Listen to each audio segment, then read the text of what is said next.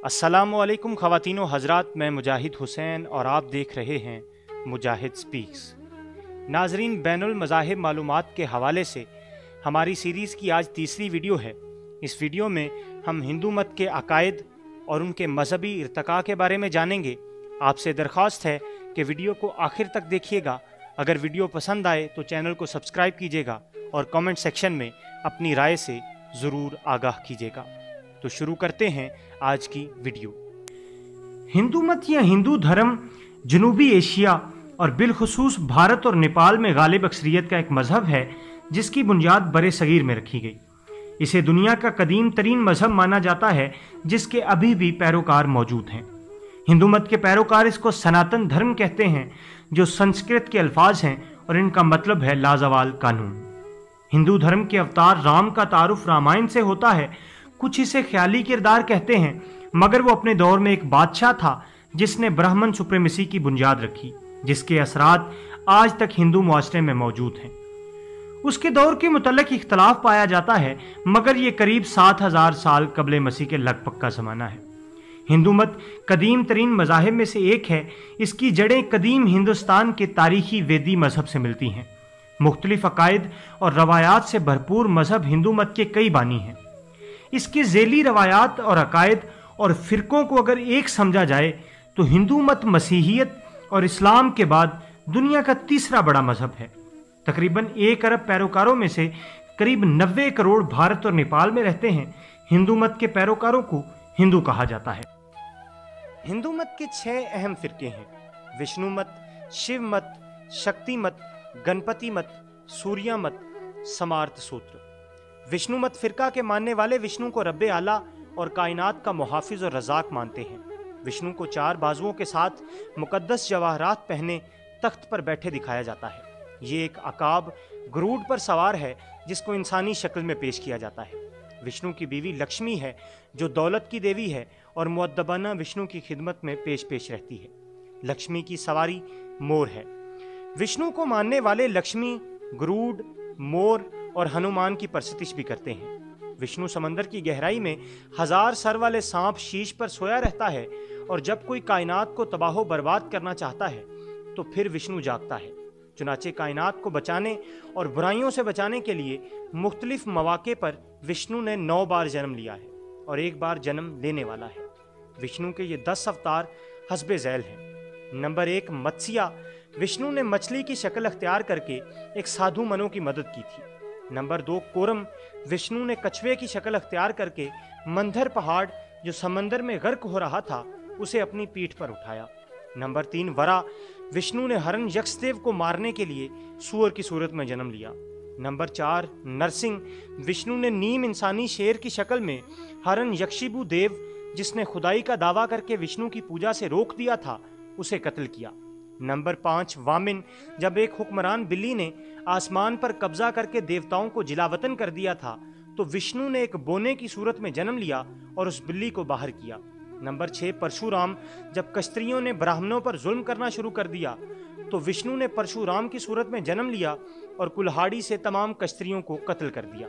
Number 7, Dasharath Ram.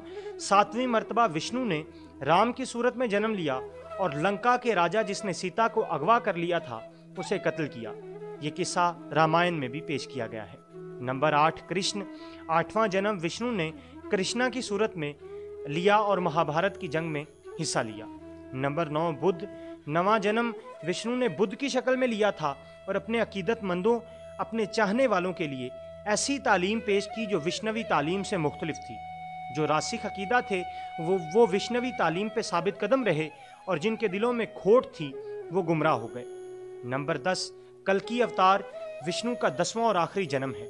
जब दुनिया बुराइयों के आखिरी किनारे तक पहुंच जाएगी तो वो कल्कि की शक्ल में घोड़े पर सवार तबाही की तलवार लिए आएगा और दुनिया को बर्बाद करके एक नई दुनिया आबाद करेगा।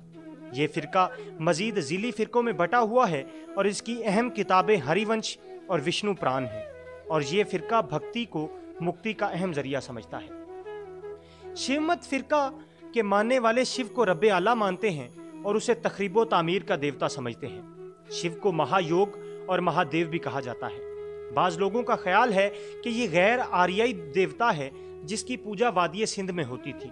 इसकी बीवी पार्वती है, जो मुख्तलिफ रूप की वजह से दुर्गा, काली और उमा पार्वती के नामों से मशहूर है।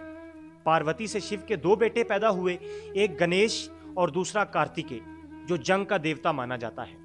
शिव के पुजारी शिव के अलावा पार्वती और उसके बेटों, खास तौर पे गणेश जो हाथी का सर रखता है, उसकी पूजा करते हैं, और उनके अलावा नंदी जो शिव की सवारी का बैल है, उसकी पूजा भी की जाती है। हिंदुओं में जो लिंग और योनि पूजा होती है, वो भी शिव और काली के मुतालिक है।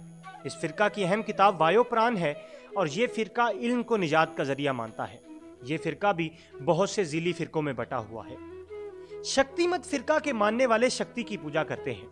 उनका अकीदा है कि शक्ति मुअन्नस है और वो एक औरत की हैसियत से तशखीस की जा सकती है, और उसका वो नस्वानी शक्ल रब्बे आला है, और वो उसे दुर्गा, काली और भवानी के नाम से मौसूम करते हैं, और उसे शिव की बीवी मानते हैं। उनके अकीदे के मुताबिक शिव की बीवी बनने से काली या दुर्गा के कादरे मुतलिक होने में कोई कबाहत नहीं है। शक्ति की मुख्तलिफ मज़कूरा शक्लों में काली बहुत मशहूर है।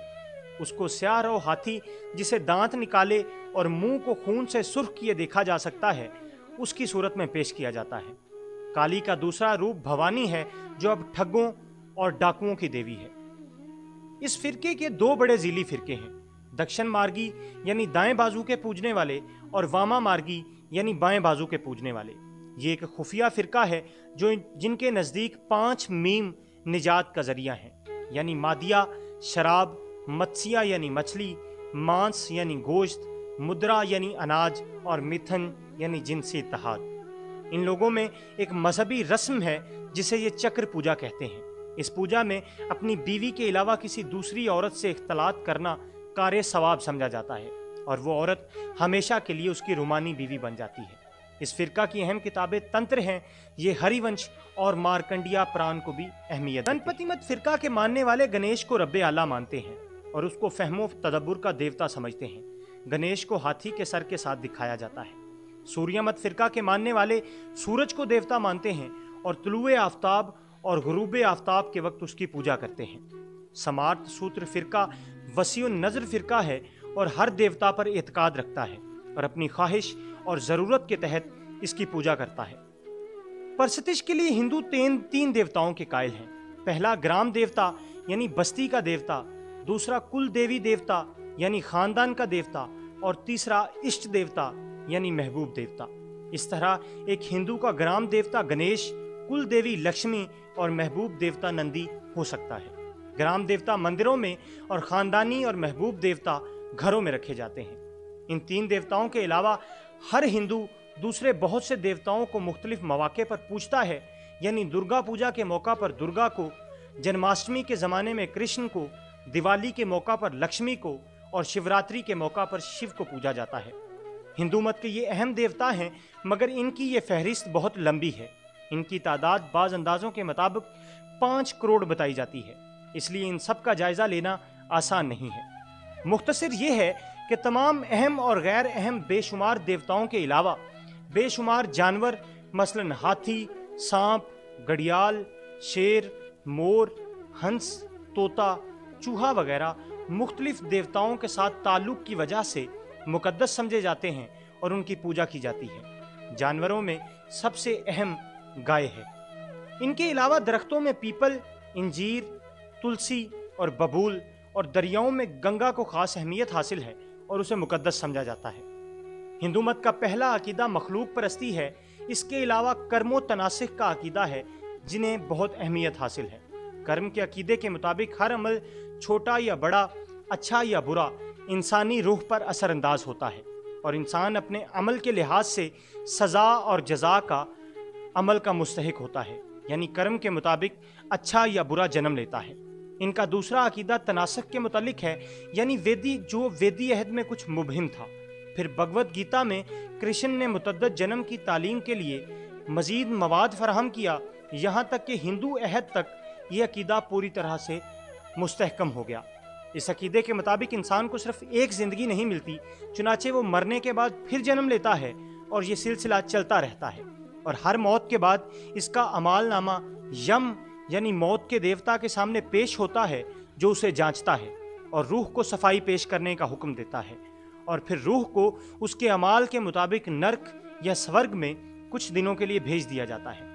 जब ये मियाद ख़त्म हो जाती है तो उसे दोबारा जन्म लेने के लिए भेज दिया जाता है, और ये चक्कर उस वक्त तक चलता रहता है जब तक इंसान अच्छे और माकूल आमाल का ज़ख़ीरा कर लेता है तो उसकी मुक्ति मुमकिन हो जाती है। मगर मुक्ति या निजात क्या है, हिंदू मज़हब इसकी वजाहत नहीं करता। हिंदू रसूम में कुर्बानी को बहुत अहमियत हासिल थी। ये आर्यों की रस्म थी जो हिंदू अहद तक जारी रही। मुख्तलिफ राजाओं के अहद में घोड़े की कुर्बानी का तस्करा मिलता है, और अवाइल में आदमी की कुर्बानी भी राइज थी। जानवरों की कुर्बानी को अहमियत हासिल है, और आज भी काली या दुर्गा को सैकड़ों भैंसों की कुर्बानियाँ चढ़ाई जाती हैं। सती भी मजहबी रस्म थी और हिंदू अहद में राइज रही। इसके अलावा रोज़ाना गुस्ल करना, सुबह शाम सूरज की पूजा करना, मुकद्दस मकामात की ज़ियारत करना और देवताओं के सामने नाचना गाना अहम मजहबी रसूम है। हिंदू मत किसी एक मजहब का नाम नहीं है, बल्कि ये मुख्तलिफ और मुतज़ाद अकायदो रसूमात, रुझानात, तसव्वुरात और तुहुमात के मजमुआ का नाम है। ये किसी एक शख्स का कायम करदा या लाया हुआ मजहब नहीं है, बल्कि मुख्तलिफ जमातों के मुख्तलिफ नज़रियात का एक ऐसा मुरक्कब है जो सदियों में जाकर तैयार हुआ। इसकी वुसअत का ये आलम है कि अलहाद से लेकर अकीदा वहदतुल वजूद को मानने वालों तक बिला कबाहत इसमें जम कर लिए गए हैं। दहरियत, बुत परस्ती, शजर परस्ती, हैवान परस्ती और खुदा परस्ती सब इसमें शामिल है। मंदिर में जाने वाला भी हिंदू है, और वो भी हिंदू है जिसके जाने से मंदिर नापाक हो जाता है। वेद का सुनने वाला भी हिंदू है, और वो भी हिंदू है जिसके मुतल्लिक हुक्म है कि अगर वो वेद सुन ले तो उसके कानों में पिघला हुआ सीसा डाला जाए। गर्ज हिंदू मत एक मजहब नहीं है, बल्कि एक निज़ाम है जिसके अंदर अकायद, रसूम और तसव्वुरात की बोहतात है। उसे वेदी मजहब की तरक्की याफ्ता, तोसी याफ्ता या तब्दील शुदा शक्ल भी कहा जा सकता है, क्योंकि वो मुकाम जहाँ से हिंदू मजहब फैला है वो बहरहाल हिंदुस्तान का मुकामी कदीम वेदी मजहब ही है। तारीखदानों के मुताबिक आर्या हिंदुस्तान में आने के बाद चंद सदियों में अपनी जुबान भूल गए और साथ ही साथ अपनी खसूसियात खोते चले गए।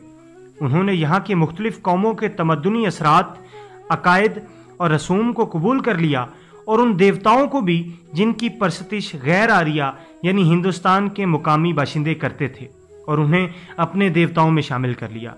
मगर आर्या अपनी इनफरादियत और नस्ली बरतरी को खोने के लिए तैयार नहीं थे।